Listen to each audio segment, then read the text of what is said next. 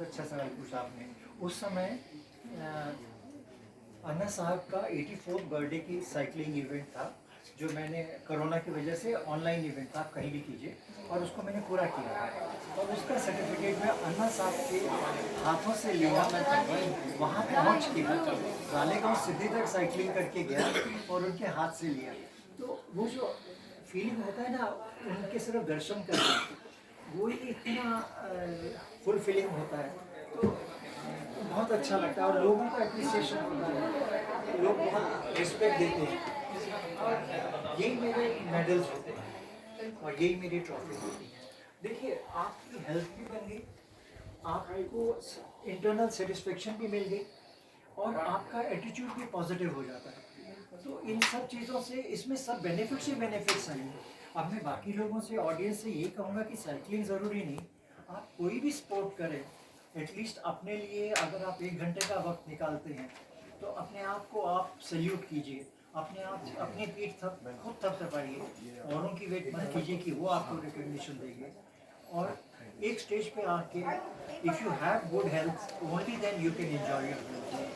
Sir cycling के दौरान क्या क्या चीज़ें ध्यान में रखनी ज़रूरी है, क्योंकि मैं भी करती हूँ but I am not that interested, but फिर भी क्या चीज़ें ध्यान में रखनी बहुत ज़रूरी है? देखिए, बहुत सारी चीज़ें हैं। पहली, किस टाइप की आप साइकिल ली, क्योंकि स्मॉल, मीडियम, लार्ज फ्रेम में आती हैं, तो हाइट के हिसाब से वो चूज़ करते हैं। फिर 3 टाइप की साइकिल आती है, एक माउंटेन बाइक होती है, एक हाइब्रिड होती है और एक रोड साइकिल होती है।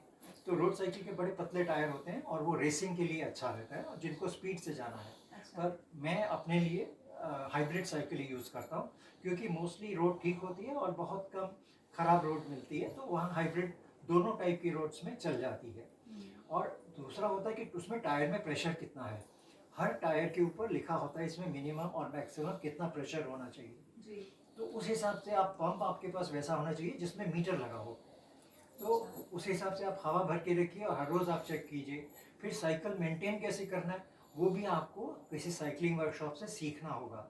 और एक और सीखना होगा कि अगर पंचर हो जाए रास्ते में तो खुद पंचर लगा सको, वो सब बिल्कुल चीज़ें जानना है। फिर सीट की हाइट कितनी होनी चाहिए और पाँव के कौन से हिस्से से साइकिल करनी है, कितना पानी पीना है, कितना खाना खाना है साथ में, ये सब चीज़ों का अगर आप ध्यान रखेंगे तो ये आपके रूटीन का ही हिस्सा बन जाएगा और इस तरह से आप लाइफ एंजॉय करेंगे।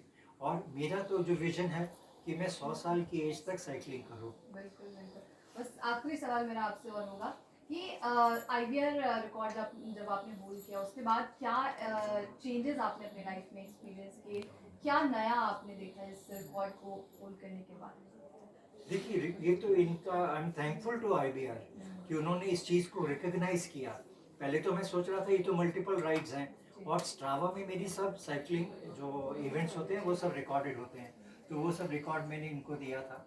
और इन्होंने फिर जब एक्नॉलेज किया तो पब्लिक से भी फिर आपको काफ़ी अप्रिसिएशन मिलता है कि हाँ, ओके, किसी एक इंडिपेंडेंट एजेंसी ने भी आपको रिकग्नाइज किया।